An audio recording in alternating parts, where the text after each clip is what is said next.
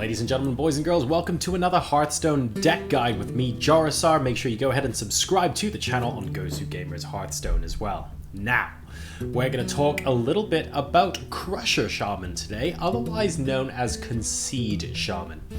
So together with Warrior, Druid, and Warlock, Shaman's considered at the moment to be basically among the very best classes in Hearthstone. Aggro Shaman is the terror of the ladder, as I'm sure many of you know, and mid-range Shaman finds play in certain metagames as well. So since we've already done a guide on Aggro Shaman, today we're going to look at the diametrically opposite archetype, Concede Shaman. And modern Concede Shaman was first shown by Tars at DreamHack, and it was later perfected by Tempo Storm. It's a great way to explore a different side of Shaman while driving your opponents absolutely crazy. General strategy and key cards. Concede Shaman, otherwise known as the Karazhan Shaman, it's a slow control deck and it's relying on building a board of value taunts. It doesn't really have traditional win conditions, and it wins by suffocating your opponent out of the game, either by exhausting all of your offense or by exhausting all of your removals. Either way, you can basically grind yourself out to a win. You would typically exhaust offense against aggro, and of course you exhaust removals against control. The deck runs absolutely no early game minions whatsoever, and it focuses exclusively on board control and about drawing. About a third of the deck, give or take, is removal spells, which is a huge percentage. So we're going to take a look at what some of those are now. All of these are your basic removal spells in the game. So you're looking in this deck at your Stormcratch, your Lightning Storms, Elemental Destruction is also a key card, Doomsayer of course, and Lava Shock, all incredibly important to making sure that your plans basically stopping your opponent from getting anything on the board at any point of the game. The rest are synergistic cards, sort of healing, and a lot of card advantage. Let's go ahead and take a look at some of that other stuff. Once you stabilize, Karazhan Shaman starts looking for value synergies to start oppressing the enemy. So you can have Earth Elemental, or Bog Creep, or Cairn together with Ancestral Spirit, or Faceless Manipulator, or even both. Why not? There are all sorts of fun little combinations that you can be playing around with, and there are other things in this deck that you can look for minion combos as well. So let's go ahead and take a look at some of those. There will never be a matchup where this deck is being proactive, really, except Freeze Mage. But once you've generated an unkillable board, you're going to continue winning the game over several turns anyway, or ideally your opponent simply concede. So all of these cards incredibly important, and these combos can be super useful as well. Just keep an eye out for those Ancestral Spirits, for good opportunities to use Faceless Manipulator as well. Going to be very, very important, sort of moving into the later game and just drawing out all of those cards that your opponent is basically exhausting in terms of their options.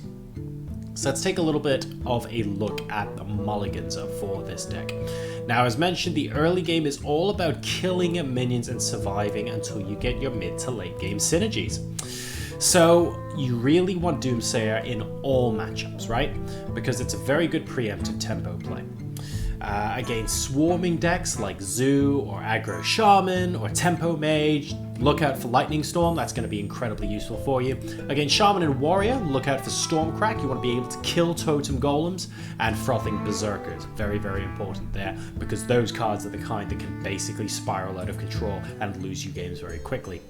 And against slower decks that don't really threaten you from turn 1, consider Far Sight, because you've got the card draw mana reduction value there as well, so that might end up being useful. Don't shy away as well from playing Doomsayer on turn 2 against really fast decks, similar to Freeze Mage, or One Turn Kill Warrior, or Anyfin Paladin, or other slow decks. Just buying one extra turn is often worth it, especially if you don't kill anything. It doesn't really matter. Even if you don't kill anything with Doomsayer, you're still buying yourself the extra time. So proceed to wipe out basically everything your opponent plays. That's really what we're getting at here. But be sure to learn the intricacies of every matchup. Knowing what kind of cards your opponent is going to play will end up being extremely important when you're playing Concede Shaman. There are a lot of removal spells, but you want to use them in the best possible scenarios. You don't want to waste removal. So let's give you guys a couple of examples. Don't use Stormcrack on just any minion if you are worried about a Frothing Berserker or a Totem Golem. If one of those cards are coming, you hold back on the Stormcrack, right? You Hex, Death Rattle minions, or big threats like Savannah Highmane, Doom Guards, Emperor Thaurissan, Cairn, Sylvanas, Darkshire Councilman maybe, Flame Wreathed Faceless, stuff like that. Don't use single target removal if you can Lightning Storm or Elemental Destruction more minions. Remember, ultimately we want as much value as possible from our removal spells. And in addition to this rule, the more health and healing spells you have, the more greedy you can be. So you can afford to take a little bit more damage to face, knowing that you can play those cards a little later on. And against control decks, drop Mana Tide Totem really early to draw an extra card and force your opponents to expend their resources killing it off. If they're able to spend all their cards getting rid of your early game cards, then they won't have any for your taunts later on in the game, so that's going to be very important. Let's now go ahead and take a look at our mid game. We're going to go to Value Town here. So here are some of the combinations we're talking about. Now, as mentioned, Concede Shaman doesn't really have a traditional win condition. It's not really board flooding, it's not lots of damage, it's not one single powerful minion, but what it does do is it exhausts your opponent's options by creating high value scenarios.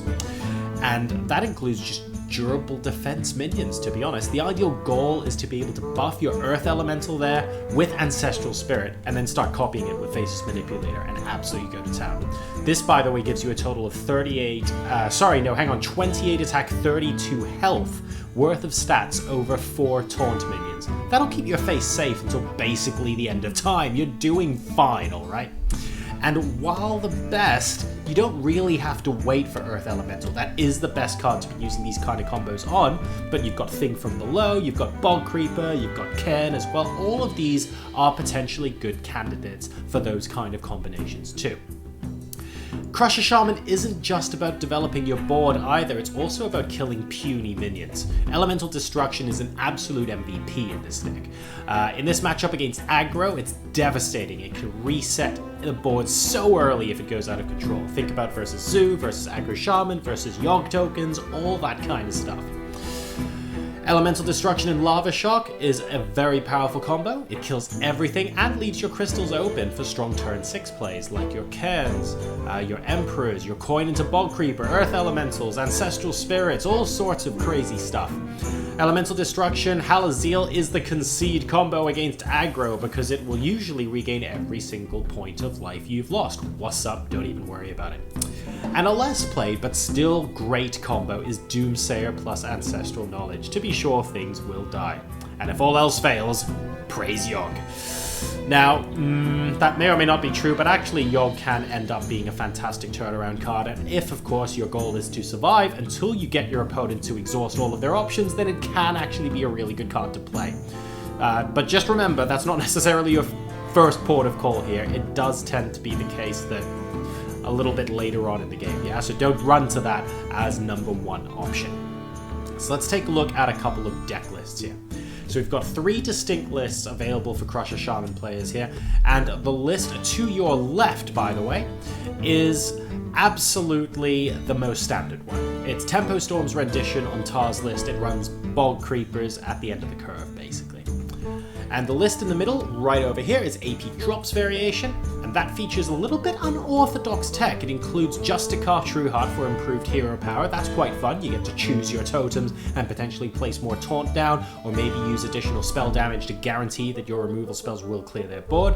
Tinkmaster Overspark as removal or totem buff, and Elise Starseeker as alternative win conditions to the lack of win conditions. I mean, at the end of the day, if you're going to Golden Monkey, hey ho, why not?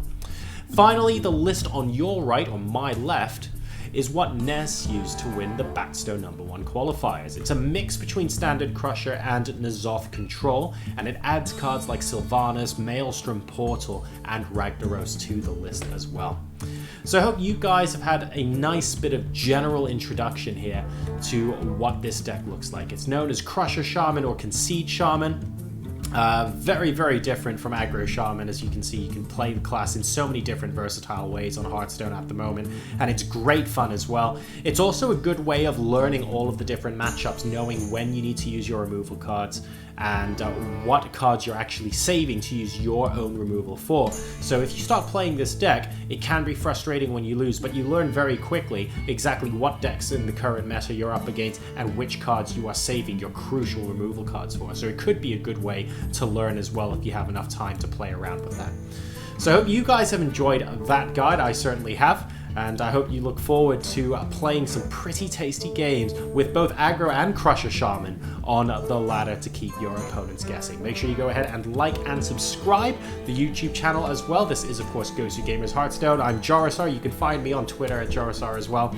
We'll see you guys next time for another deck guide. Take care.